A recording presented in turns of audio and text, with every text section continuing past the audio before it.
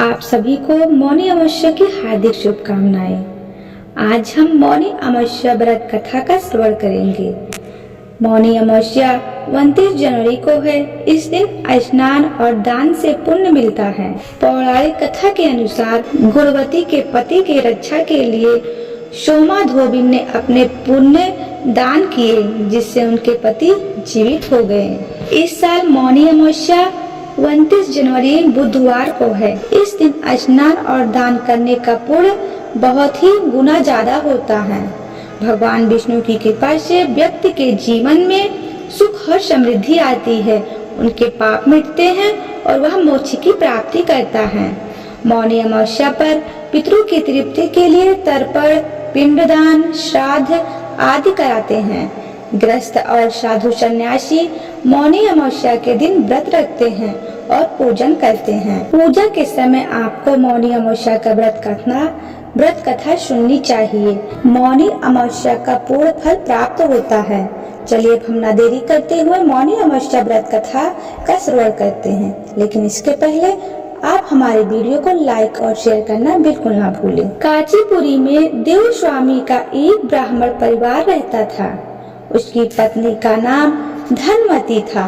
दोनों के 7 बेटे थे और एक बेटी थी, जिसका नाम गुणवती थी। गुणवती जब बड़ी हुई तो उसके पिता ने सबसे छोटे बेटे को उसकी कुंडली दी और ज्योतिषी के पास भेजा ताकि उसकी विवाह के लिए लड़का देखा जाए। ज्योतिषी ने बताया कि गुणवती विवाह के बाद विधवा हो जाएगी। यह जानकर उसके पिता देवस्वामी और माता धनमती दुखी हो गए। उसने उस ज्योतिष से बचने का उपाय पूछा।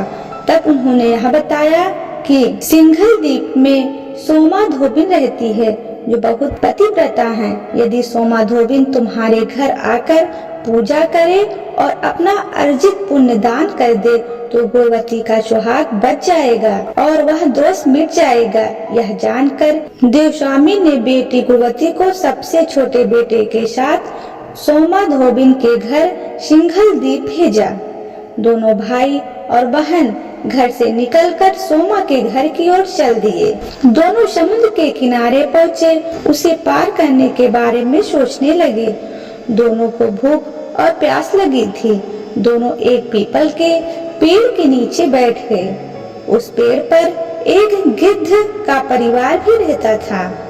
गिद्ध के बच्चों ने गुणवती और उसके भाई की बातों को सुन लिया। अपने बच्चों को भोजन कराया और गुणवती के पास गई। उसने कहा कि तुम्हारी समस्या कल हल हो जाएगा, परेशान मत हो, तुम्हें सोमा धोबिन के घर पहुंचा दूंगी। गिद्ध माता की बातें सुनकर दोनों भाई और बहन खुश हो गए। अगली सुबह गिद्ध माता ने गुणवती और उसके भाई को समुद्र पार कराया और सोमा धोबिन के पास ले गई। गुणवती सोमा धोबिन के घर के पास ही रहने लगी। रोज सुबह सोमा के घर वालों के उठने से पहले ही गुणवती उसके घर को लीप देती थी। एक दिन सोमा ने अपनी बहू से पूछा कि रोज घर कौन लीपता है। तब उसने कहा कि इसके अलावा ये काम कौन करेगा। सोमा को विश्वास नहीं हुआ और वह पूरी रात जागती रही। सुबह होते ही उसने देखा कि एक युवती उसके आंगन में आई और आंगन की सफाई करके लीपने लगी। तभी सोमा उसके पास गई और पूछा कि तुम कौन हो, ऐसा क्यों कर रही हो। तब गुणवती ने अपने आने का कारण बताया और पूरी बात बताई। इस पर सोमा ने कहा कि तुम्हारे पति की रक्षा के लिए मैं तुम्हारे साथ घर चलूंगी। एक दिन सोमा गुणवती के घर गई। उस दिन गुणवती का विवाह हुआ। ज्योतिष के बताया अनुसार विवाह होते ही गुणवती के पति की मृत्यु हो गई। तब सोमा ने पूजा पाठ किया और अपने पुण्य को गुणवती को दान कर दिया। इसी उपाय से गुणवती का पति जीवित हो गया। उधर सोमा के पति और बेटी की मृत्यु हो गई। जब तक सोमा घर पहुंची तब तक उसके पति और बेटे के शव को रखा गया था। रास्ते में सोमा ने एक जगह पर रुककर पीपल के पेड़ के नीचे श्री हरि भगवान विष्णु की पूजा की और 108 बार उस पेड़ की परिक्रमा भी की।